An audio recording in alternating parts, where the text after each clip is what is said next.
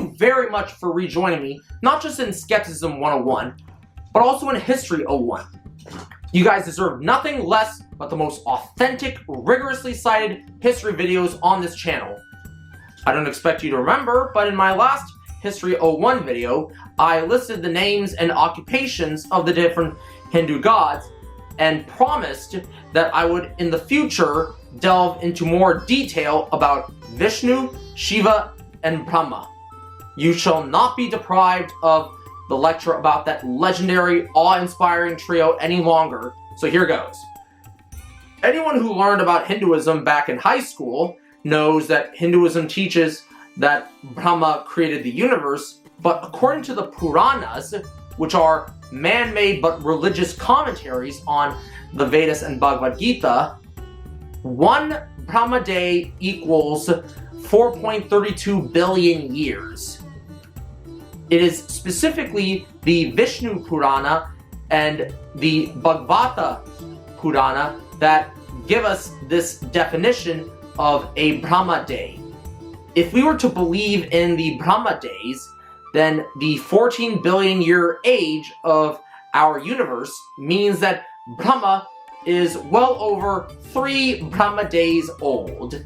Aren't you just looking forward to baby Brahma's first birthday in 362 Brahma days from now? But yeah, Brahma is supposed to live for 100 Brahma years, which, if I were to trust my trusty calculator, means that he's supposed to live for 36,500 Brahma days. My calculator also says that 36,500 times 4.32 billion equals 157.68 trillion years. At the end of 100 Brahma years, the universe will end. And this roughly corresponds with the scientific prediction that the universe will end in a big freeze or big rip trillions of years from now. Unfortunately, if you take Hindu mythology as literally as Christian fundamentalists take their Bible, then you would believe that the universe is definitely ending in a big crunch. Most physicists do not believe that the big crunch will happen, but there are Hindu fundamentalists out there who are so dogmatic as to just assert that it will happen, regardless of any evidence to the contrary. But let's get back to the history. So I just explained Brahma, and now it's time for me to move on to Vishnu. He's the sustainer of the universe, so during the 100 Brahma years, Vishnu will be maintaining cosmic order. He is responsible for ensuring that the laws of physics don't fall apart. I know that the word physics didn't exist in ancient India, but I'm talking about the things that Vishnu was supposed to protect.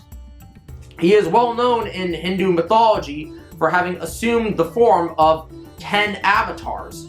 The word avatar is Sanskrit for the English word incarnation, and that was the inspiration behind James Cameron's movie Avatar back in 2009. The human characters would transfer their consciousness into tall blue bodies, just as Vishnu transferred his consciousness into 10 human bodies one at a time. 2 of Vishnu's avatars were Ram and Krishna. Ram is the main protagonist of the Hindu epic Ramayana, whereas Krishna is a major character in the Hindu epic Mahabharata.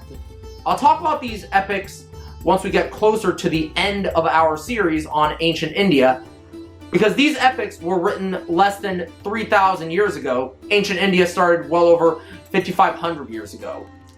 Finally, we must move on to Shiva. At the end of 100 Brahma years, Shiva will destroy the universe. He will either cause the big freeze, the big rip, or the big crunch.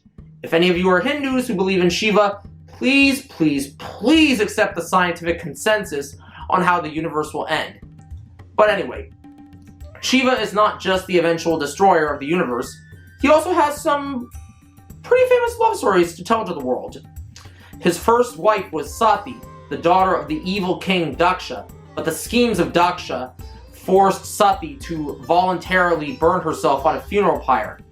That's why Indians used to, back in the dark days, practice the inhumane practice of sati lowercase s. Sati is the live burning of a widow, and the reason why ultra-conservative Indians would do this is to supposedly pay homage to the goddess Sati, who burned herself out of devotion to her husband Shiva. Thank God that this practice of Sati has been banned, even though some ultra-conservative villages still illegally practice Sati to this day. After Shiva lost his first wife Sati, he fell into sadness, misery, and depression. But eventually, Sati was reincarnated as a baby girl named Parvati, who then grew up into a woman and devoted herself to becoming Shiva's second wife. Together, they procreated the elephant god Ganesh. This is not a theology course, so I will not be talking about the Hindu gods any longer. I'll be moving on to the more secular aspects of ancient Indian history next time on History 01. In a few minutes, let me get you all back into the mood for Psychology 01.